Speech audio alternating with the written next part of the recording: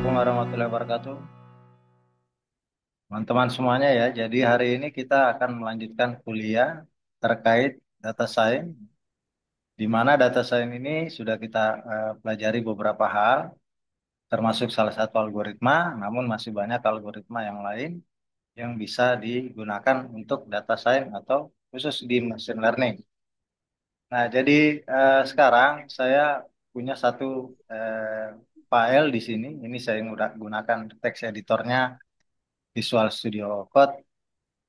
Kalian juga pasti sudah punya ya Visual Studio Code, atau misalnya bisa pakai PyCharm atau bisa pakai text editor yang lain yang mendukung eh, mata kuliah ini. Nah, sebelumnya jadi ada yang namanya eh, bahasa pemrograman Python ya. Jadi Python itu biasa kita gunakan untuk membuat apa berkaitan dengan data science ya. Kenapa bisa kita pakai Python gitu? Kenapa bukan yang lain gitu ya? Karena eh, Python ya sebagai bahasa yang digunakan ketika kita mau implementasinya itu mudah gitu ya. Em, Berbeda dengan bahasa yang populer di bidang sains seperti R, MATLAB ya. Nah, Python lebih banyak juga diminati karena termasuk bahasa pemrograman yang umum sehingga pengembang dapat membuat aplikasi baik untuk enterprise yang lebih mudah.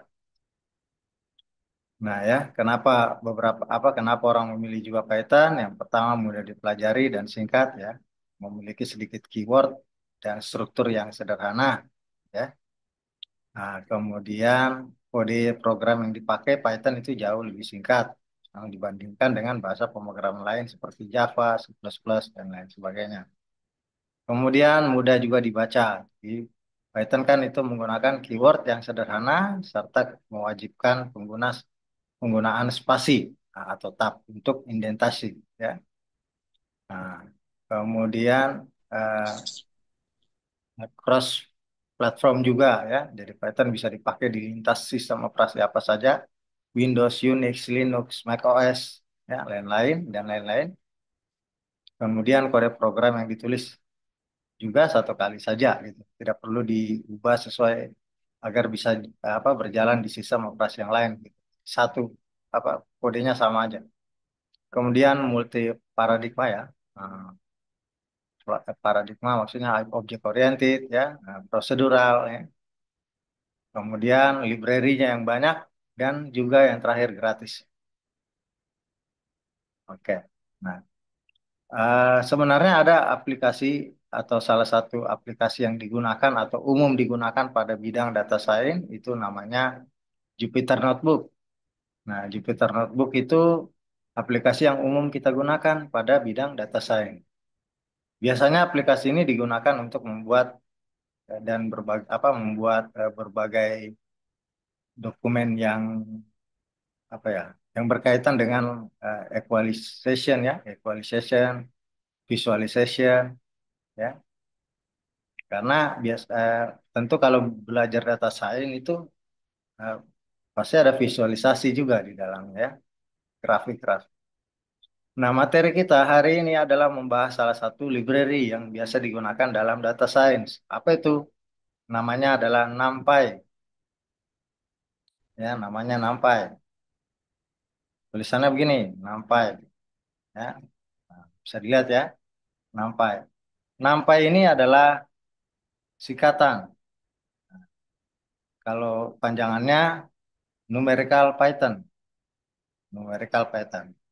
Jadi NumPy ini adalah library Python yang fokus pada scientific computing. Ya. Jadi NumPy ini adalah library Python yang fokus pada scientific computing. NumPy memiliki kemampuan untuk membentuk objek n-dimensional array ya, yang mirip sekali dengan list pada Python. Mungkin Anda sudah mempelajari Python ya, list ya, Python dasar terkait list pada Python. Namun bedanya ya, atau keunggulan dari NumPy array ini dibanding dengan list pada Python itu ya, adalah konsumsi memorinya yang jauh lebih kecil serta runtime yang lebih cepat. Oke, bisa dipaham ya? Nah, jadi NumPy ini mirip dengan list pada Python. Anda tahu list ya? Kemudian ya, cuman masalahnya bedanya adalah NumPy itu konsumsi memorinya lebih kecil dan runtime-nya yang lebih cepat. Nah, NumPy ini mempermudah untuk melakukan perhitungan larik multidimensi atau multidimensional array. Nah, dan juga perhitungan pada matriks. Oke, selain penggunaannya dalam menyelesaikan persamaan aljabar linier ya, atau bahasa lainnya apa ya? Persamaan linier itu linear algebra equation, equation.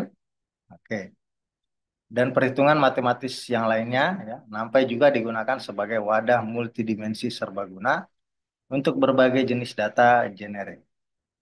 Nah, sekarang eh, kita coba mencoba NumPy ini gitu. Seperti apa itu NumPy ya.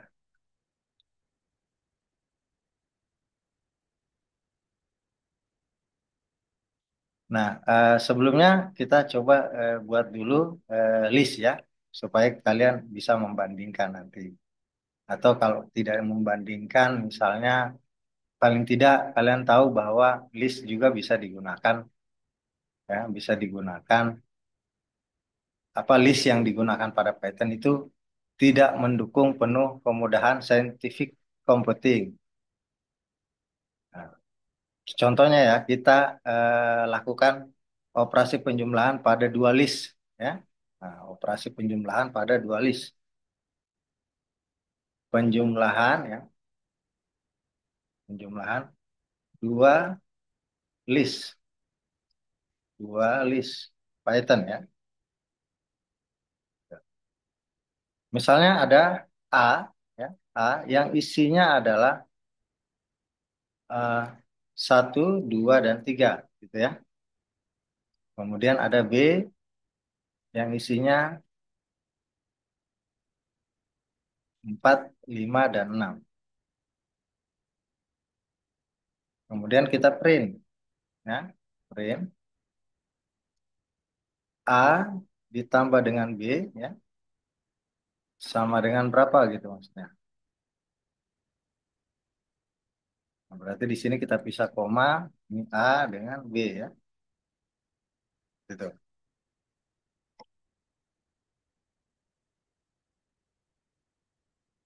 Nah, jadi kita coba lihat dulu hasilnya ada nggak? Muncul nggak hasilnya? Ya.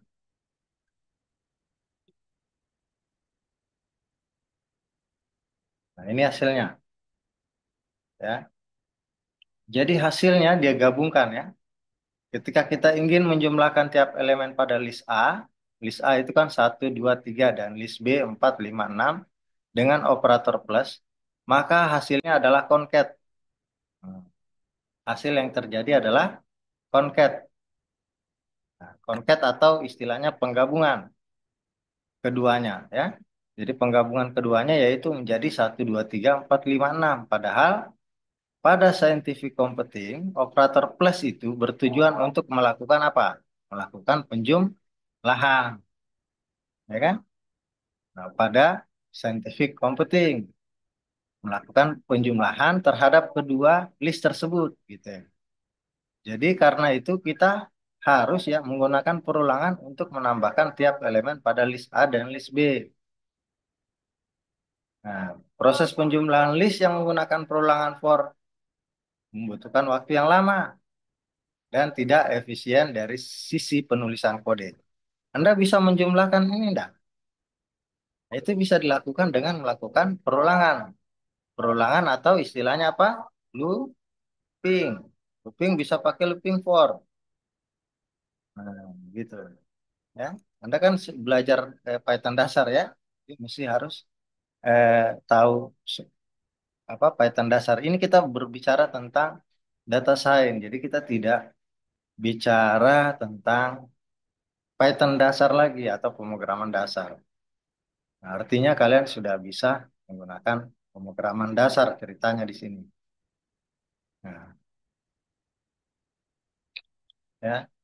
Nah, sekarang misalnya kita eh, pakai nampai misalnya ya. Kalau kita pakai nampai itu kira-kira seperti apa caranya? Nah, untuk dapat kita gunakan nampai itu, kita harus lakukan impor dulu terhadap library tersebut karena nampai ini kan sebuah library ya. Jadi kita harus impor dulu. Jadi kalau kalian punya Python, Python berapa, versi berapa, kemudian nanti jangan lupa impor install dulu pipnya atau pipnya di-upgrade dulu. Lalu nanti lakukan install library atau pasang library yang namanya NumPy. Seperti pada komputer ini sudah terinstall atau sudah eh, memperoleh paket NumPy-nya gitu. Jadi bisa langsung dilakukan kalau mau menggunakan NumPy. Jadi caranya adalah kita bisa impor saja caranya impor NumPy NumPy as np sangat seperti itu. Nah, nanti dilihat kalau dia tidak jalan kira-kira NumPy-nya ada atau tidak gitu ya kan. Nah, nanti kita sisa install kalau tidak jalan. Setelah kita melakukan impor, maka kita dapat menggunakan library ini. Sebagai contoh misalnya, kita akan membuat sebuah array vektor. Ya. Nah, array vektor 1, 2, 3 dan metrik misalnya. Ya.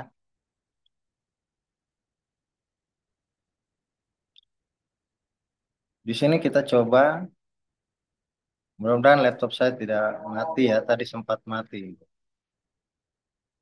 Sebuah array, misalnya array 1 dimensi.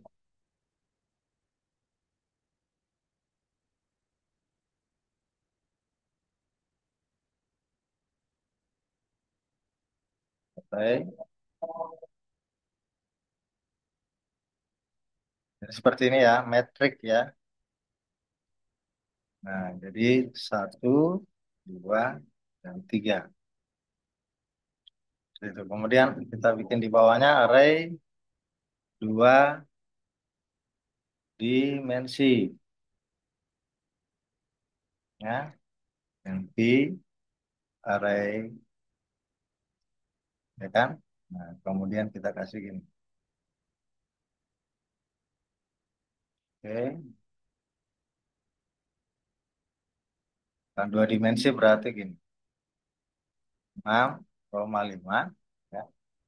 Untuk satunya itu di sini. Kemudian di sini lagi ada 11,7. Di sini lagi ada 4,8. Ya, pertama seperti ini dulu ya. Jadi kita punya array 1 dimensi dan punya array 2 dimensi. Nah, sekarang misalnya kita mau menggunakan NumPy ini.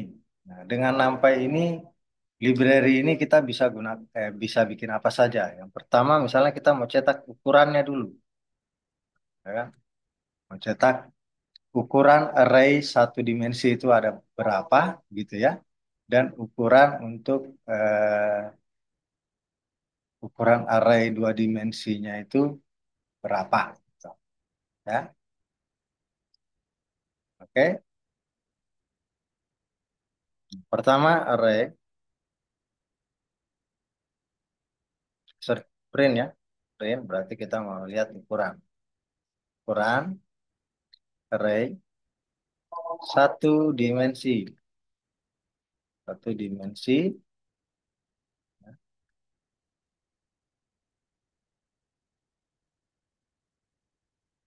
ma, berarti nanti variabelnya array 1 dimensi.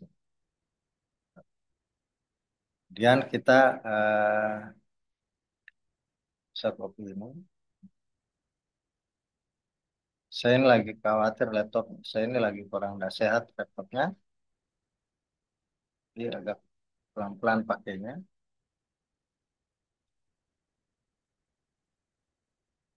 Nah, seperti ini teman-teman ya. Bisa dilihat ya. Kemudian kalau kita jalankan kira-kira ada error atau apa tidak ya? Kita bersihkan dulu ya. Kita jalankan. Oke, dia bilang di sini import NumPy. Modul not found error. Jadi belum ada NumPy ini. Oke, gitu ceritanya. Jadi kalau belum ada kita bisa langsung coba saya install ya. Install NumPy melalui terminal. Saya langsung install NumPy.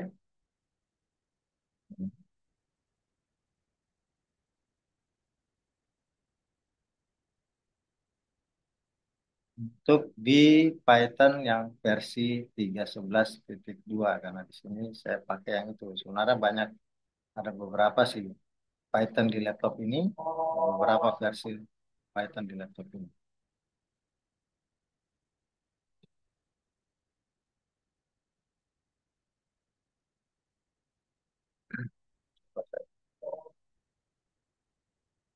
Print ukuran ya.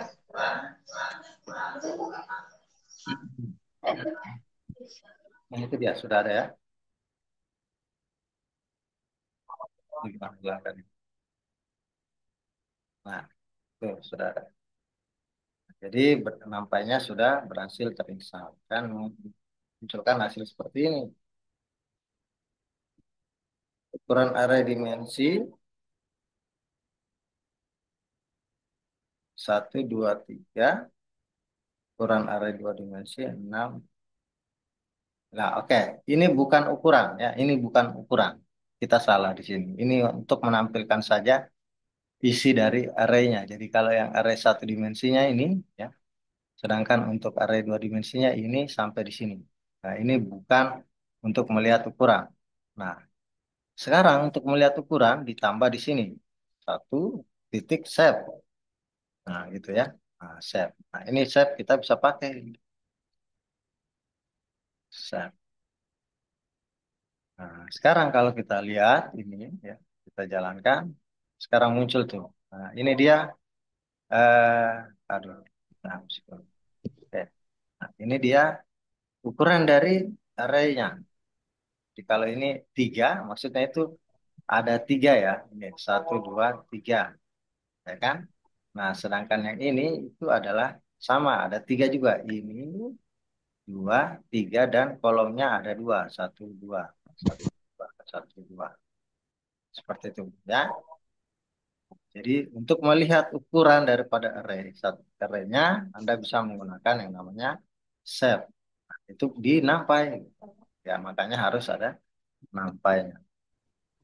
Nah, kalau kita lihat ya, pada input baris kedua, kita membuat sebuah vektor menggunakan metode nparray yang membutuhkan sebuah parameter berupa list. Ya. Nah, list tersebut akan kita konversi menjadi array NumPy. Lalu kita akan menggunakan atribut shape tadi. Shape, ya. Atribut shape pada baris kelima untuk melihat dimensi dari vektor atau array 1 dimensi yang telah kita buat. Nah, jadi kalau bentuknya itu sebenarnya kenapa di sini 32 ya? Kenapa 32? Karena dia bentuknya jadi kayak begini. Eh, 6, 5. Terus di sini, lihat di sini ya. Mana Samsidar? Lihat Samsidar ada enggak? Ada Jito? Iya, Pak. Nah, misalnya ini, kenapa 3,2 ini? Karena kan bentuknya gini. Ini 11 dengan 7, 4 dengan 8 kasih sejajar gini ya. Sejajar turun ke bawah. Jadi 3, 6, 5, 11, 7, 4, 8. Makanya jadinya itu 3. Dia punya eh, barisnya 3, kemudian 2 kolom.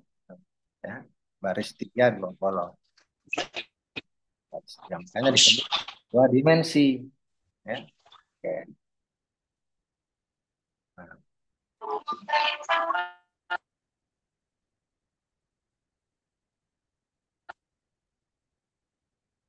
Nah, ini lagi ya di sini.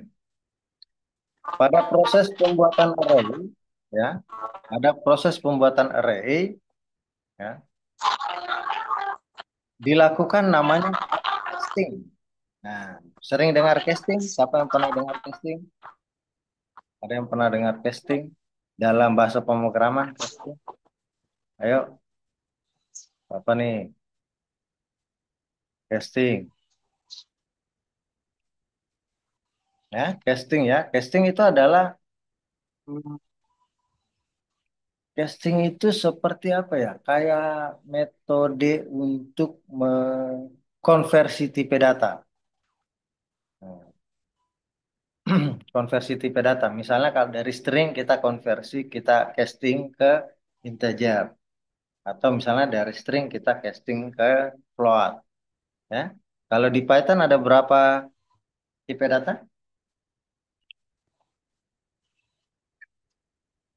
Halo teman-teman semuanya, Python ada berapa tipe data?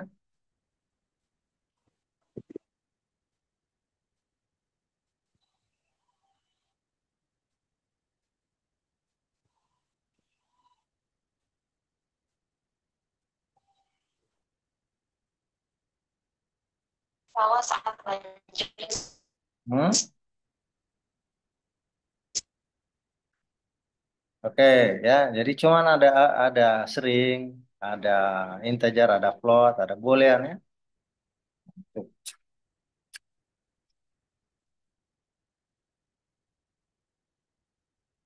Nah, kita lanjut dulu ya. Nah, jadi pada proses pembuatan array itu dilakukan upcasting ketika tipe data elemen array tidak sama. Nah, dilakukan penyamaan tipe atau konversi tipe data pada yang tinggi.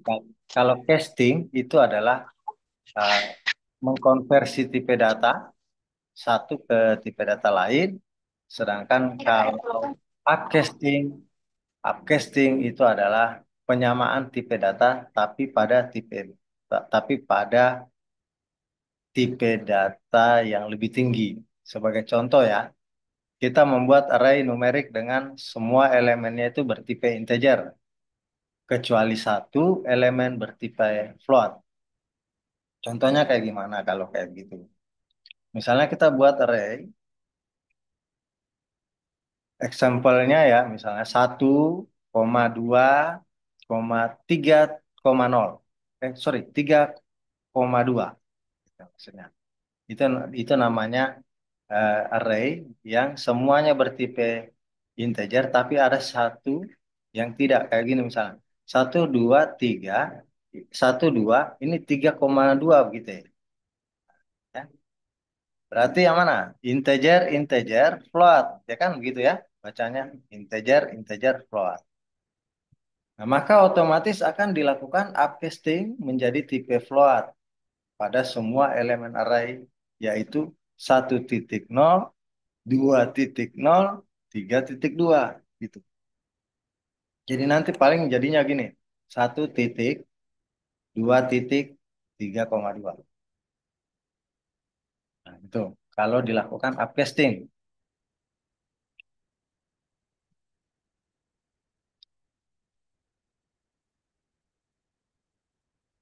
Ya. Ya, jadi kita nanti bisa bikin array. Kan ini NumPy array itu, NP array itu 1,1 ceritanya ini 1,2,3,2 gitu. Ya. Berarti kalau kita lihat itu adalah bilangan tipe data float ya, jadinya di sini float semua karena dilakukan upcasting.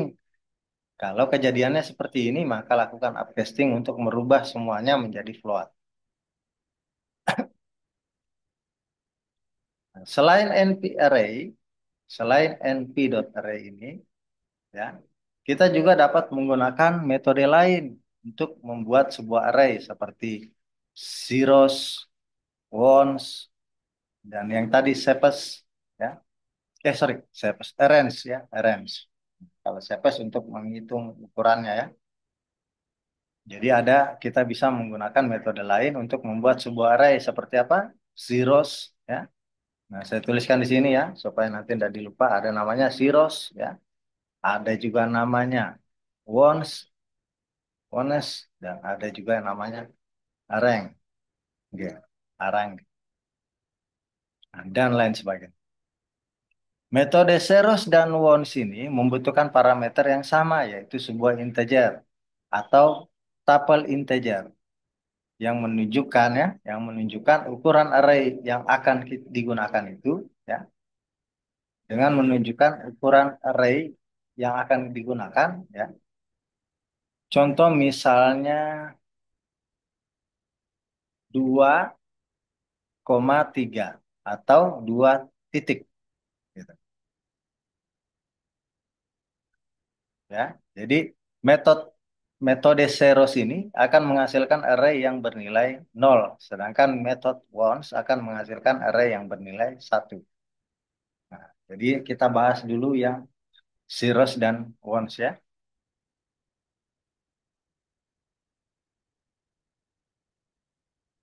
Saya ulangi. Jadi selain NP array, kita juga dapat menggunakan metode lain untuk membuat sebuah array, ya, membuat sebuah array. Jadi bukan cuma pakai ini, NP array ini, tapi bisa juga dengan metode lain. Seperti zeros, one, sama range. Kita coba dulu ya. Kalau misalnya saya mau coba, ya, misalnya saya mau coba membuat array, ya, kita tulis di sini. Kita bersihkan saja ini ya, kita bersihkan saja. Atau kita matikan dulu yang ini ya semuanya, kecuali import numpy-nya. Oke. Nah, kita mau membuat array dengan ukuran 2 dikali 3, ya, berisi 0. Kita mau berisi 0. Berarti nanti kita bisa tulis di sini variabel C sama dengan np dot zeros. Nah, itu kan 2,3. Nah, nanti tolong praktekkan ini, nah. Tolong praktek.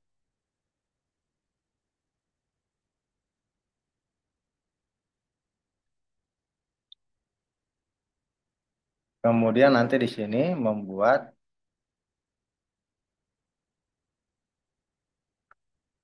array ukuran ukuran 5 kali 5 berisi 1. Berisi 1. Maka kita pakai D sama dengan NP apa? Ones, ya. Ones. Kemudian 5,6. Nah, kita cetak langsung ya. Print si C, ya, dan print si D. Kita bisa lihat hasilnya. Nah, hasilnya ada di bawah ya. Teman-teman bisa lihat. Jadi kita buat di sini ya. Array tadi ya. Array 2 kali 3. Ya. 2 kali 3 maksudnya itu adalah tiga, barisnya 2, 1, 2, dan kolomnya 3. Itu berarti array ukuran 2 kali 3 yang isinya 0 semua. Tapi ini tipenya float, ya. 0 semua. Ini juga berapa kolom ini? 1, 2, 3, 4, 5. Oh, 6 ya, 6, sorry. Karena di sini 5, 6 ya. Di sini kita minta 5 kali. 1, 2, 3, 4, 5. Berarti hasilnya seperti itu. Jadi kita bisa buat tuh array, buat array tapi dengan metode lain. Kalau kita mau kosongkan dan satukan, kosong nilainya 0 dan nilainya 1, bisa kita pakai menggunakan array np.zeros dan np.ones. Selain metode tersebut, ada namanya metode array, juga merupakan metode yang sering kita gunakan pasti. Prinsip kerjanya mirip dengan range, di mana kita dapat ya membuat array dari M ke N-1 ya, dengan nilai penambahan 0. Nah, jadi ceritanya gini, M adalah nilai awal dan N adalah nilai akhir, dan 0 adalah nilai penambahan.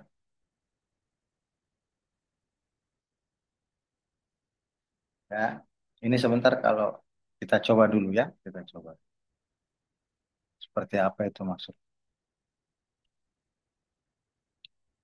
Nah, yang dapat kita hapus, kita clear saja. Ya. Misalnya kita ingin membuat array dengan isinya itu 0 sampai 9, maka M-nya berarti adalah 0 ya. N-nya berarti apa? 10. Toh, kan kan M itu adalah nilai awal dan N adalah nilai akhir. Ya, nilai akhir N1 kita hitung nanti ya. 0 itu misalnya kita tulis di sini. Kita mau bikin begini nih arraynya. 0,1, 0,2, 0,3, 4,5, 6, 7, 8, 9. Nah, berarti M nilai awal dan N adalah nilai akhir ya. Misalnya di sini kalau kita lihat maka M-nya adalah 0 ya, 0, 1, 2, 3, 4, 5, 6, 7, 8. 1, 2, 1, 2, 10 ya. Jadi 10 semuanya.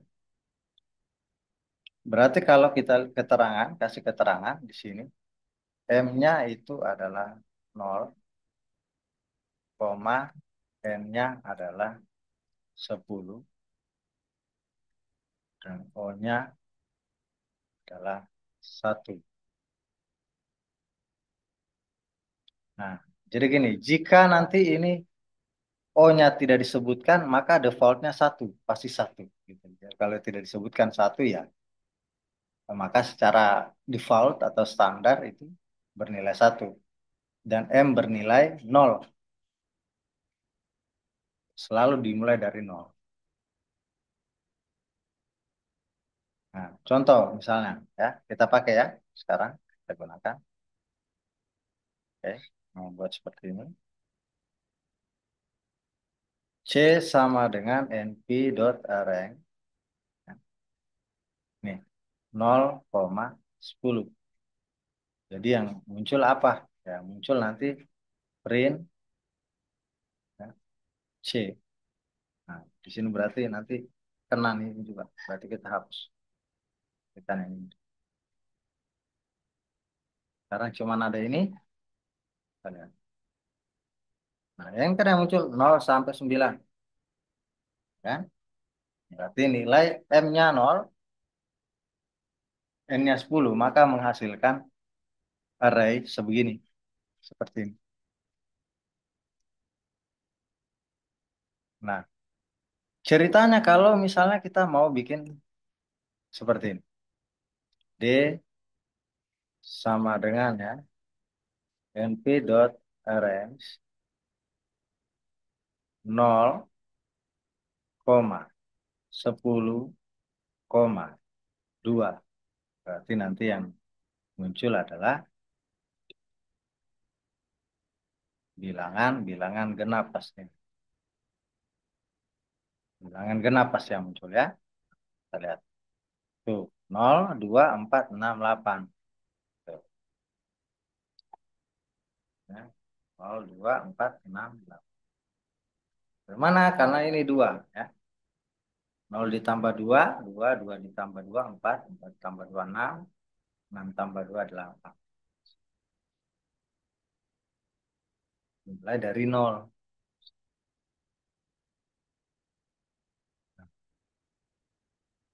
Jadi eh, kalau kita mau itulah beberapa metode yang sering digunakan dalam pengolahan data untuk pelatihan ataupun pengujian. Gitu. Ya, jadi nanti itu kita kalau olah data ya menggunakan ini dalam mengelola data. Nah, kali ini kita belum olah data, tapi kita menggunakan metodenya, metode-metodenya, NumPy array ya, kayak gitu. Ya. Mengetahui ukuran array, nah, ukuran array menunjukkan panjang atau jumlah elemen yang berada di dalam array tersebut. Nah, mengetahui ukurannya, kita bisa pakai size, size. Ingat teman-teman, nanti kalau misalnya saya mau tahu ada berapa saya punya data, misalnya, atau ada berapa atribut dari data saya. Misalnya ada nama orang, jenis kelaminnya, ininya. Sebentar kita akan masuk lagi ya. Kalau ini Zoom-nya berhenti ya, kita masuk lagi nanti saya masuk ulang di link yang sama ya. Oke? Karena ya saya belum punya, saya belum sempat beli juga, kemudian saya masih prioritas yang lain untuk beli ini. Lagian kan sebenarnya kita online itu mudah-mudahan besok saya bisa masuk kelas kalian. Ya, pokoknya siap-siap aja saya akan kabari gitu. Karena kita mau selesaikan hari ini. Ah, jadi sekarang kita lanjut lagi ya. Kita lanjut lagi di sini kita mau mengukur ukuran daripada atau menunjukkan panjang atau jumlah elemen yang berada di dalam array gitu ya maksudnya. Ya. Ukuran di sini maksudnya adalah panjang atau berapa jumlah elemen yang berada di dalam array tersebut gitu ya. Paham ya? Kita coba kita matikan lagi ini ya. Kita langsung di sini kita tulis NumPy array sama dengan array-nya, array-nya kita isi berapa? Kita isi array-nya itu 1 sampai 9 ya. 1, 2,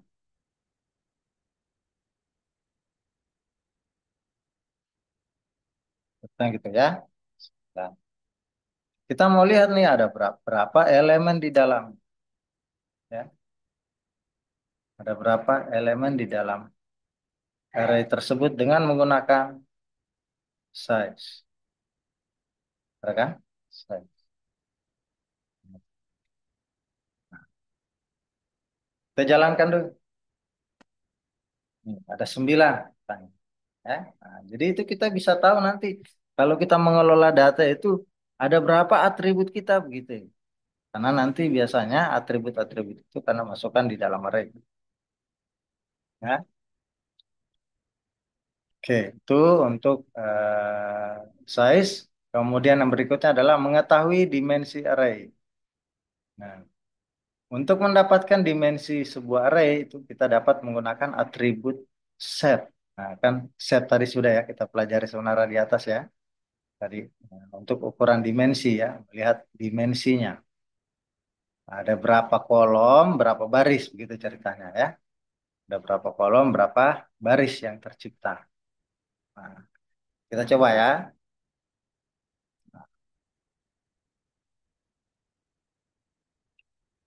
Biasanya matriks. Nah, Pi matriks sama dengan ya MP array array. Nah, kalau pakai dimensi di dalamnya itu ada berapa? 1, 2, 3, 4 gitu ya. Nah, kemudian yang lainnya di sini kita bikin lagi 5, 6, 7 dan 8. Kalau kita mau lihat ini ukuran dimensinya atau mendapatkan dimensinya ya, kita pakai uh, set, ya, set. Nah, kita lihat ya 9, kok 9. Di sini ada nggak? Nah, sebentar ya, kayaknya 9 koma.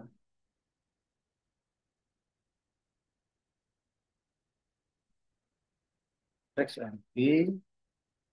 Oh ya, kita kurang ini. Ini kan 1, 2, 3, 4, 5, 8.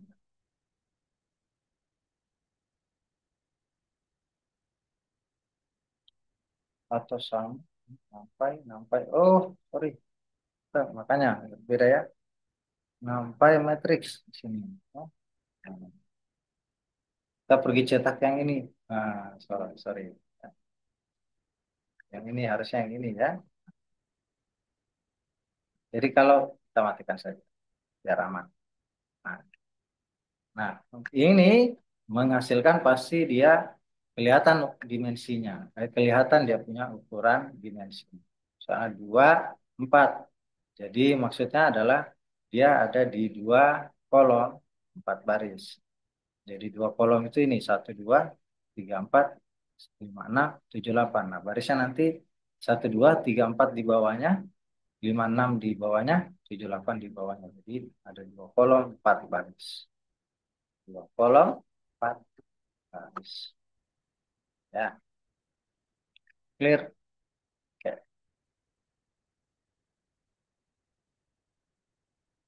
Masuklah kita di bagaimana mengubah dimensi array.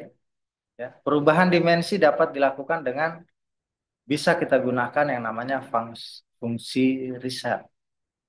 Reshape, ya, reshape. Misalnya kayak tadi, ya, di mana kita merubah 2 kali 4 itu menjadi 4 kali 2 misalnya.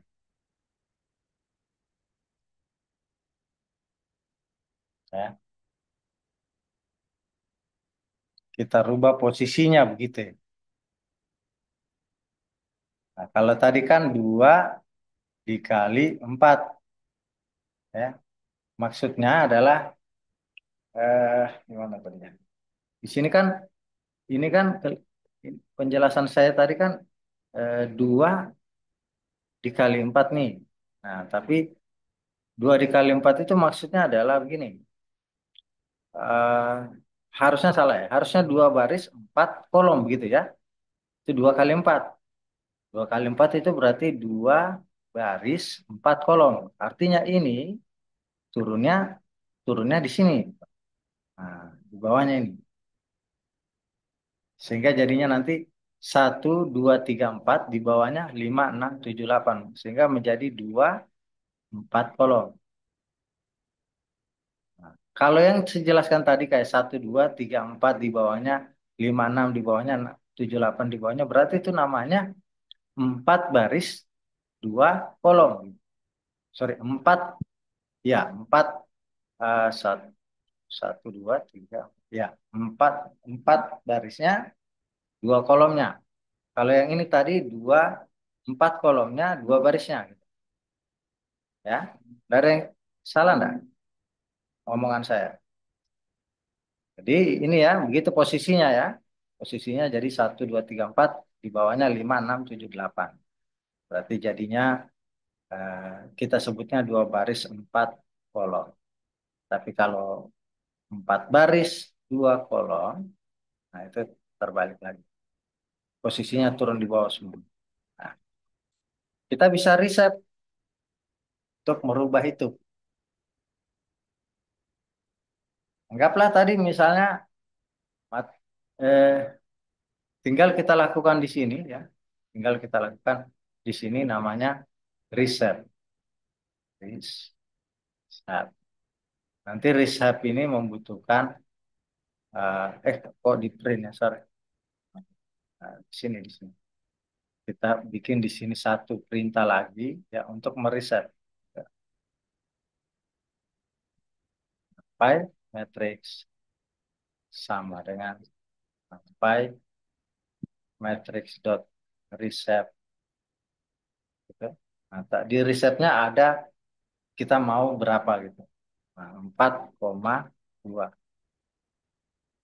Sini baru nih, nggak usah ada reshape-reshape. Reshape sini langsung print aja.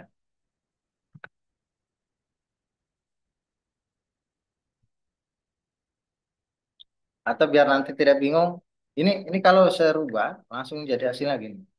1234, 12345678. Nah, biar nanti tidak bingung codingnya, eh, coba saya kembalikan dulu. Nah, gini kan. Nah, ini kita boleh apa namanya? Matikan supaya codingannya tidak hilang gitu. Nah, nah, ini kita matikan saja. Ya. Ini adalah resep untuk merubah posisinya. Posisi dari 2 kali 4 jadi 4 kali 2.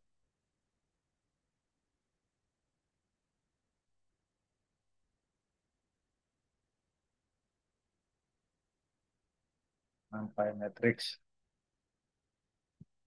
bisa 4 koma.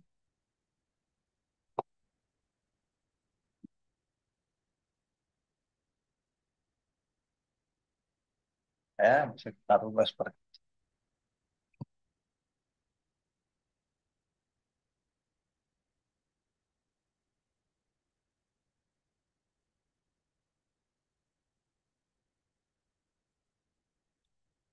Nah, sekarang kita lanjut lagi. Karena ini sering juga kita pakai nanti dalam mengelola data.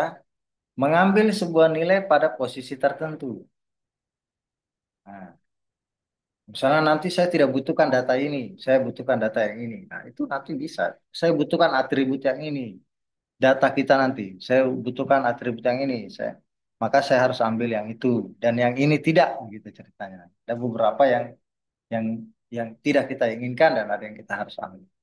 Caranya, sebenarnya ini masih ada beberapa cara. Cuman yang cara yang pertama dulu yang bisa kita coba ya. Misalnya untuk mengambil nilai pada lokasi tertentu, itu kan cukup dengan memberikan alamat indeks baris dan kolomnya saja.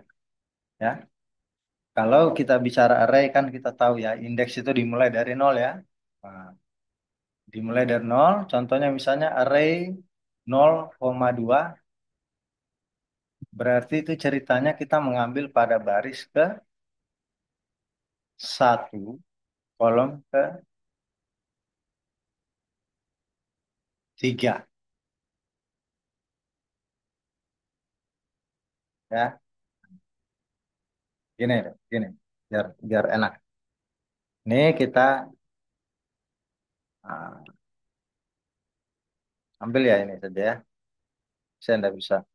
Sebenarnya kalau di Visual Studio Code itu bisa saja kita copy. Cuman saya tidak, saya pakai mouse ini sekarang karena laptop saya takutnya nanti ngambek lagi. Dia mati kalau goyang. Jadi saya matikan yang ini ya. Nah, saya matikan yang ini. Oke, oke. Nah, gini nih. Kita mau ngambil yang elemen apa? Indeks keberapa dan kolom keberapa. Misalnya kita mau ngambil di baris di mengambil nilai pada lokasi tertentu saja. Ya, kalau saya misalnya ambil print kemudian nampai metrik ya 0 di koma 2, nah kayak gini. Nah ini kalau mau mengambil begitu aja tulisannya kan print tuh mau cetak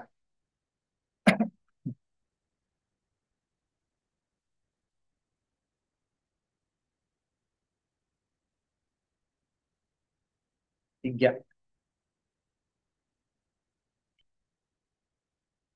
ya.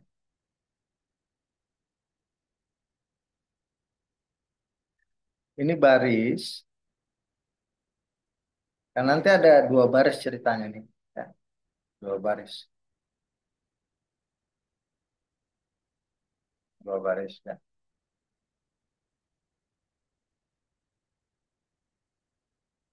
Nah, kita lihat tuh nol adalah baris yang pertama kan ada dua baris satu dua.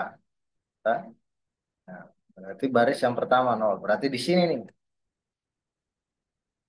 Kemudian kolom yang ketiga. Apa tiga? Karena kan dimulai dari nol ya biasanya indeks. Bukan biasanya, iya ya. Nol, satu, dua. Ngambil tiga.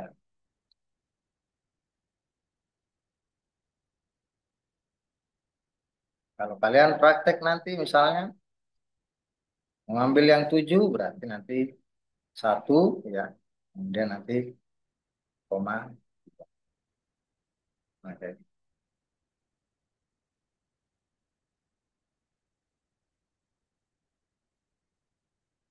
Ya, yang sudah belajar Python dasar yang di array.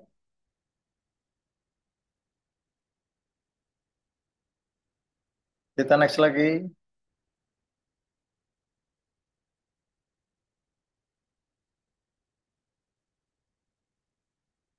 Ini bakalan kalian pakai nanti saat mengolah data. Nah, mengambil beberapa nilai dari array. Kalau tadi kita mengambil sebuah nilai saja pada posisi tertentu. Nah, sekarang bagaimana kalau kita mau mengambil beberapa nilai dari array? Pengambilan beberapa nilai itu kan mirip dengan pengambilan sebuah nilai saja kayak tadi. Bedanya kolom atau baris dalam kolom atau barisnya itu dalam bentuk indeks gitu. Ya. Bedanya adalah kolom atau baris itu dalam bentuk indeks.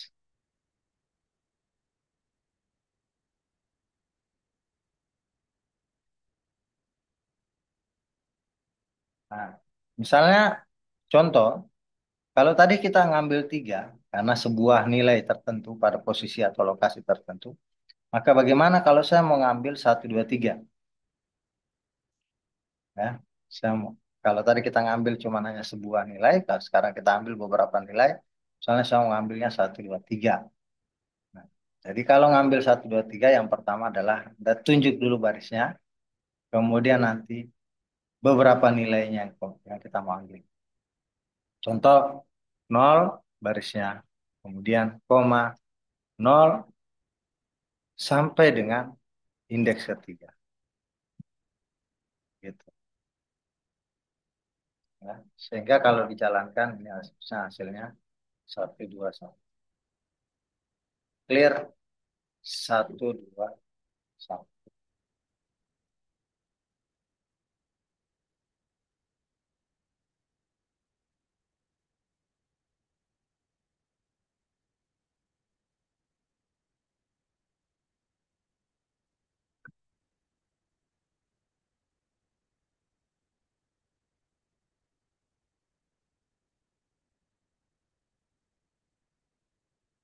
Ya, kita lanjut lagi. Kalau mengambil satu sudah, terus mengambil beberapa nilai dari array sudah, kemudian sekarang bagaimana kita melakukan atau membalikan array, ya, membalikan array pada posisi barisnya itu akan urutannya terbalik. Jika berada di kolom akan membalikan kolom gitu. Nah, kayak misalnya satu, dua, tiga, empat itu, ya, kita bisa dibalik jadi empat, tiga, dua, satu gitu kita ngambilnya. Nah, barisnya tetap nol ya, baris nol, tapi untuk baliknya sampai dengan eh, apa? Untuk membaliknya dari satu sampai empat jadi empat sampai satu, kita perlu penambahan penambahan ini apa namanya? Kode. Nah, yang tadinya misalnya kita kasih gini, nol ya baris satu, kemudian nanti di sini nol, sorry bukan nol, di sini tidak ada nol ya, jadi langsung ganti saja jadi titik dua di sini minus minus.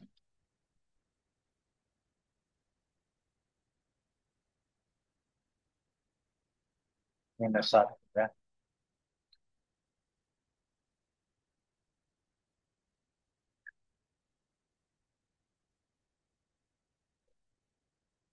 Ingat ya, jadi ini adalah uh, scientific computing ya. Kalau menggunakan list saja itu apa tidak cukup untuk mengelola data nantinya, makanya Python menyiapkan uh, yang disebut dengan NumPy, di mana NumPy itu adalah apa namanya numerical Python ya, yang masuk di dalam atau mendukung penuh kemudahan untuk scientific computing tadi.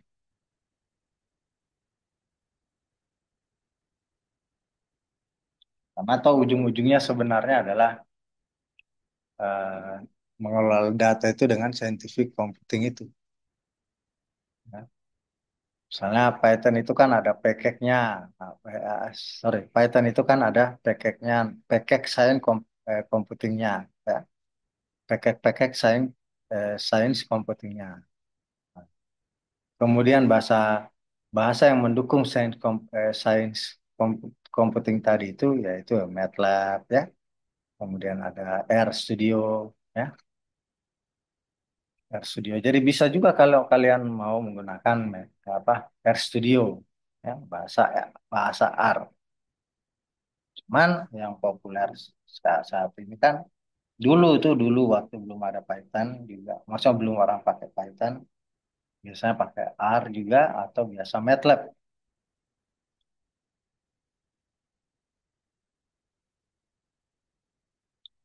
gitu.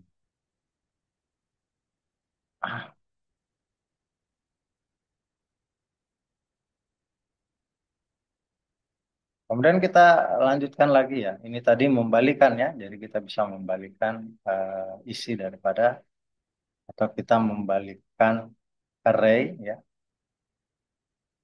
Balik urutannya yang kita balik. Nah, kemudian mencari nilai maksimum atau mungkin minimum ya. Dan total dari array. Nah, kalau dengan NumPy ini kita bisa lakukan dengan sangat mudah. Dari sebuah objek NumPy telah disediakan itu ya. Setelah disediakan fungsi yang namanya max untuk menghitung nilai tertinggi, kayak di Excel ya, max. Kemudian ada min untuk menghitung nilai terendah dan sum untuk menghitung penjumlahan, tak? Sum semua item pada array. Gimana kira-kira caranya? Kalau caranya, jadi nanti kita bisa ngitung kita punya atribut ada berapa atribut yang kita gunakan di dalam data kita misalnya. Oh ada namanya, ada jenis kelaminnya, ada agamanya, ada pendidikan terakhirnya. Kemudian banyak sekali, tapi kan kita perlu apa mengetahui ada berapa atributnya. Maka kita pakai saja yang namanya sum misalnya untuk menjumlahkan. Sorry, bukan sum. Maksudnya ini berhubungan dengan data ya. Kalau data berhubungan dengan angka ya. Nah, maksudnya kita ingin melihat ada berapa isi daripada elemen array kita begitu ya. Kalau yang tadi yang saya bilang tadi atribut dan segala macam itu kita bisa pakai yang sudah kita pelajari tadi ya. Nah, apa sudah kita pelajari tadi itu ini ya size ya. Nah, itu untuk mengetahui ada berapa eh, atribut yang kita gunakan.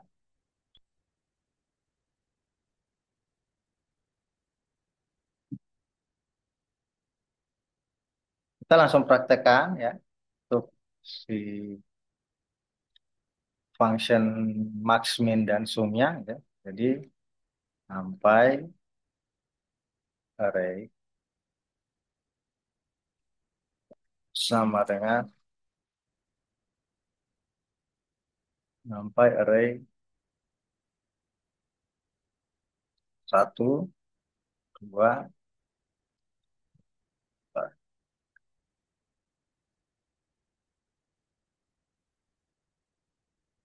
ini.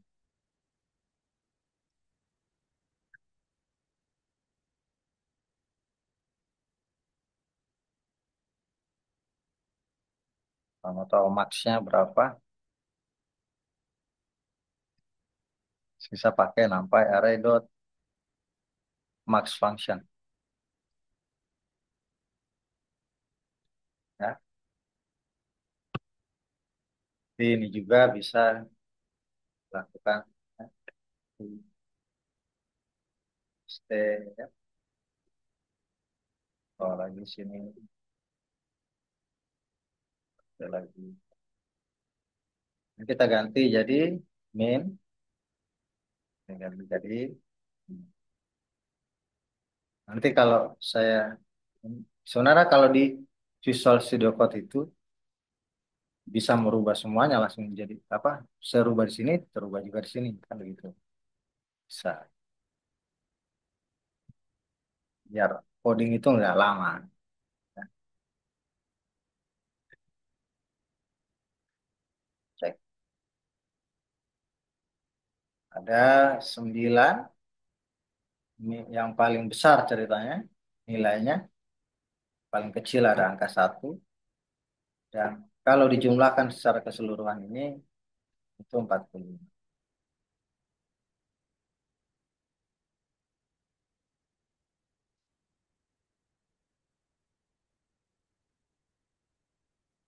Ya,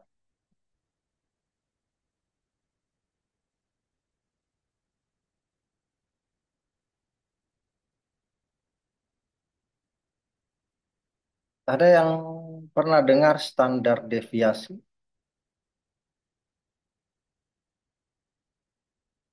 Nanti kita sebenarnya bisa menghitung gimana? Gimana? Pernah Pak, pernah dengar. Nah, nah, kalau kan ada mean ya, mean, median, tak? Nah, standar deviasi. Ya. Jadi kita mencari nilai rata, median, nilai varian, ya. Standar deviasi dari array dapat dilakukan dengan menggunakan atau memanggil fungsi-fungsi kayak fungsi main itu sudah tersedia, ya main, median sudah tersedia juga. Varian itu var, pakai var dia, ya. Fungsinya namanya var. Kemudian standar deviasi itu pakai std. Nah, pada objek array di NumPy. Nanti kita bisa menghitung tuh ada berapa rata-ratanya, mediannya, variannya, dan standar deviasinya. Kenapa kita butuhkan itu ya? Nanti kalau kita sudah berhadapan dengan data, itu pasti kita butuh itu, ya. Nah, selain NumPy ya, jadi itu itu itu terkait NumPy nanti kita coba praktekkan di data yang ada nanti ya. Kita pelan-pelan aja. Nanti ada data yang kita coba olah nanti ya, menggunakan uh, library-library yang dari Python. Selain library NumPy, ada juga namanya library Pandas. Pandas. Ya. Pandas itu apa? Pandas itu adalah sebuah library ya. Jadi Pandas itu adalah sebuah library yang menyediakan struktur data dan fungsi analisis data yang mudah digunakan dan juga memiliki apa ya, kinerja yang tinggi gitu. Nah, ini dia Pandas itu. Sama seperti NumPy, jadi Pandas juga dikembangkan oleh yang namanya, saya sudah bilang tadi ya, kalau NumPy itu dikembangkan oleh Skype, Skype ya, Skype. Jadi dia apa bersamaan dengan Pandas. Ya, jadi ada dikembangkan oleh Skype, kemudian Pandas itu menawarkan banyak kumpulan kelas atau metode yang serbaguna ya, dan bermanfaat untuk membuat struktur data dan melakukan juga yang namanya tentu analisis data yang besar. Nah, kalau kita lihat library atau package ini juga dapat itu ya mengatasi permasalahan-permasalahan umum pada data. Seperti apa? Seperti data yang tidak lengkap, seperti data yang tidak terstruktur, seperti data yang tidak teratur. Ya. Jadi nanti bisa dilengkapi dengan tools untuk membentuk, menggabungkan, menganalisis, dan sampai yang terakhir memvisualisasikan dataset. Jadi nanti ada yang namanya dataset, itu data kita itu yang kita ambil, yang kita peroleh. Nah, jadi Pandas ini memadukan library NumPy ya, yang memiliki kemampuan manipulasi data.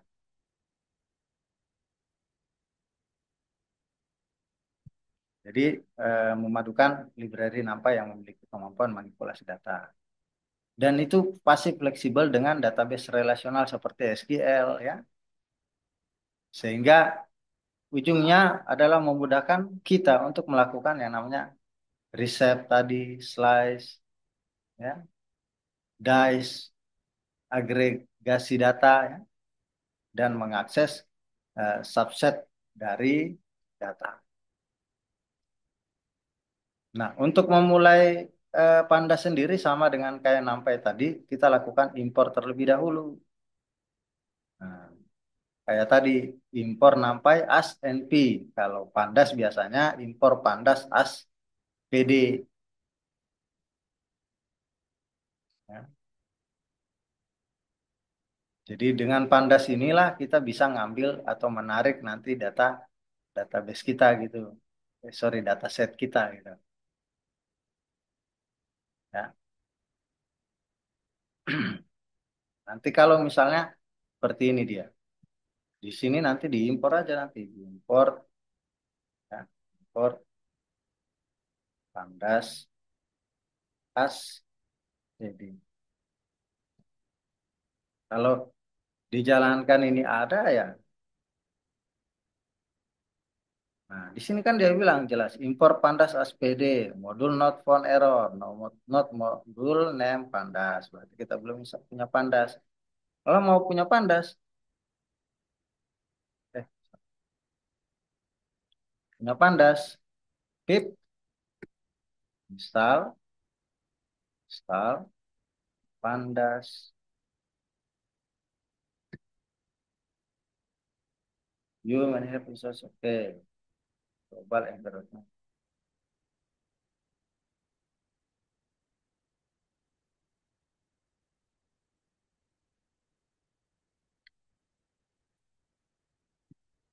Nah, installing, masih installing.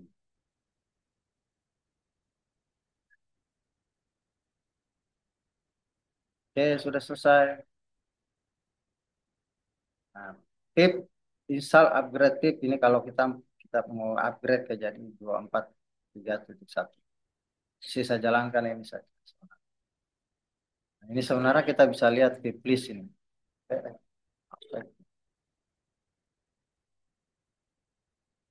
Kita bisa lihat tip list ya.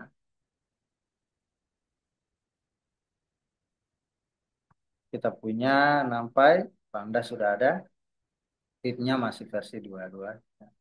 Python dan data util ya. Oke, Pythonnya di Django belum ada dan sebagainya sini belum ada. Itu kalau kalian mau belajar Django juga nanti install Django-nya di sini. Install supaya ada Django. Artinya di sini sekarang sudah aman nih pandasnya. Kalau kalian mau lihat harusnya tidak ada error, ya kan? Tidak ada error.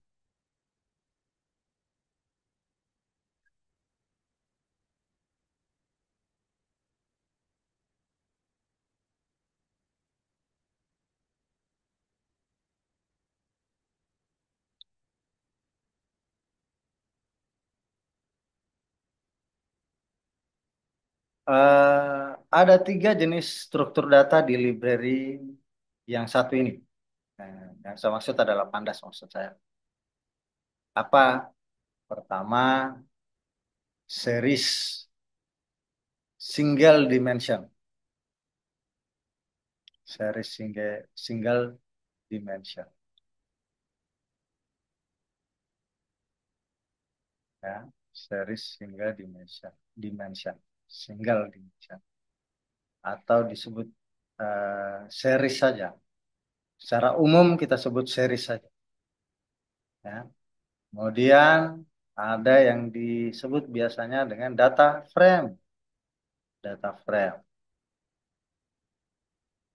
ya, data frame. Sampai nanti pada akhirnya ya, eh, apa ya, misalnya kalau kita sudah punya data seperti ini, kita bisa memvisualisasikannya. Ya. Kita bisa membuatnya grafik gitu ya, dalam grafik sehingga nanti cara bacanya orang juga membacanya itu mudah gitu. Ya. Makanya ini di sini kalau kita bicara tentang pandas ini, berarti kita sudah apa identik sekali dengan yang namanya dataset ini. Kita menarik dataset kita, kemudian kita bisa lihat apa saja isi datanya, ya. Kemudian nanti kita bisa setelah lihat isi datanya kita mau ngapain, kita mau mau ubah datanya bagaimana, itu bisa. Jadi kerja antara NumPy dan Pandas ini. Dan sebenarnya ada juga banyak library-library lain nanti yang akan kita saya tunjukkan saat kita mulai mencoba mengolah data yang sederhana dulu. Yang penting Pak, paling tidak kalian hari ini tahu bahwa oh kita menggunakan Python ini, ya, menggunakan bahasa Python ini untuk mengelola data nantinya. Kemudian ternyata ada library yang digunakan khusus yang masuk di apa scientific computing, ya, untuk membantu kita dalam mengelola data nantinya. Sampai dengan memvisualisasikan data, sampai dengan melihat performa dari eh, metode yang kita pakai. Sehingga nanti penelitian-penelitiannya, ataupun misalnya kasus-kasus yang kita klasifikasikan misalnya, atau misalnya kita melakukan yang namanya prediksi misalnya, itu akurat. Atau paling tidak nilainya hasil akuratnya itu tinggi lah, berkinerja tinggi, pasti hasilnya bagus. Oke, nanti kita bakal lanjut lagi. Cuman di sini saya mau tanya Eka dulu. Eka, ada berapa ini ya?